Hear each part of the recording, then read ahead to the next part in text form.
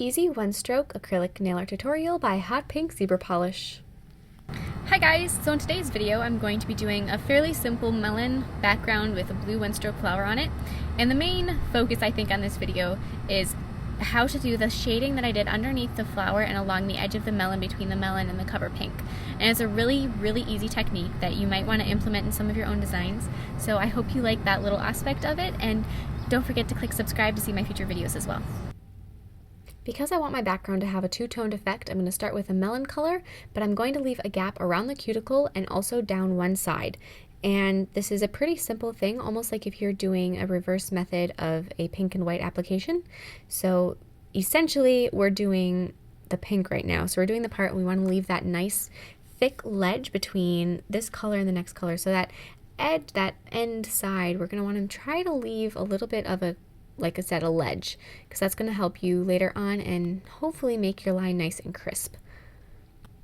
So once I have that color on there, and also when you're working with color acrylics, make sure that you take the liquid out of the back of your brush, and especially when you're trying to keep a ledge like this, because that's going to help you keep the color nice and true and keep it from washing out. So now I'm just going to gently file the edge of my melon color, and this is going to help create a nice crisp line, as I keep mentioning. So now I'm going to be filling in that gap that I left with cover pink, and my cover pink is more of a just sort of a beige tone that I'm using at the moment, and so it isn't so much pink as it is just cover. But now I'm going to be filing it, so I'm going to file all the cover off the melon, and this is going to reveal, as I keep mentioning, that nice strong edge between the colors, or the line between the colors. So just file it to reveal the difference in the colors. So that's what we're going to do now. I'm also just going to file it to thin it out a little bit, just because it kind of got a little thick in the beginning part. Don't know what I'm doing sometimes. And then I'm going to add a layer of clear acrylic. And this is going to do a couple things. It's going to help build your structure, because generally when you file off to reveal a color line like that, you're not going to have the structure that you were going for in the beginning. You're not going to have an apex. Your nail's probably going to be really pretty thin. So make sure that you add clear to build up a nail structure. And this is just going to help blend the color, not blend the colors, but smooth out the line between the colors so that it doesn't look like they're two separate things, almost like they were painted like that.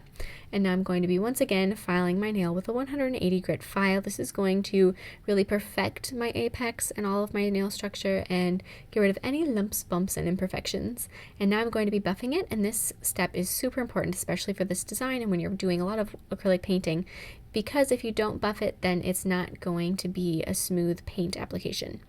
So make sure you buff it, remove the dust, and now the first thing I'm going to do with my paint is I'm going to outline the line between the melon and the cover pink with a white line. And the reason I did this is because I wasn't super happy with the way my color line was just from the acrylic, so I wanted to sharpen it with white. If your color line looked fantastic, skip that step because the design would look better without it. And now I'm going to take some blue and white one stroke.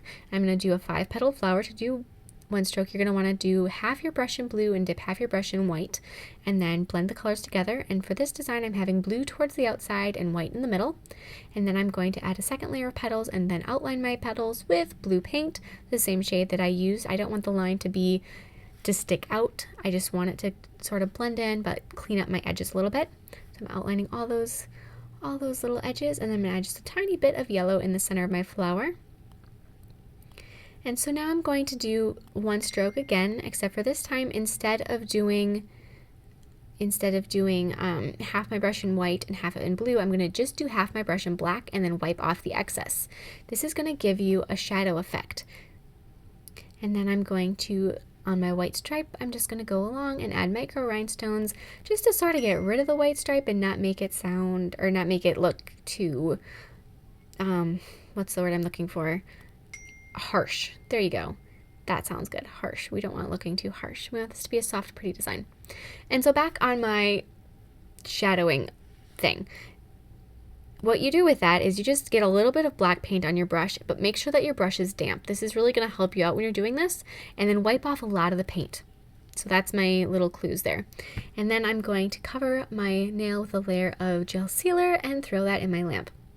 And that's it. I hope this helped you out maybe a little bit. And yeah, thank you so much for watching, sharing your recreations with me on Facebook, Twitter, and Instagram. I would love to see them, and I'll see you in my next video. Bye!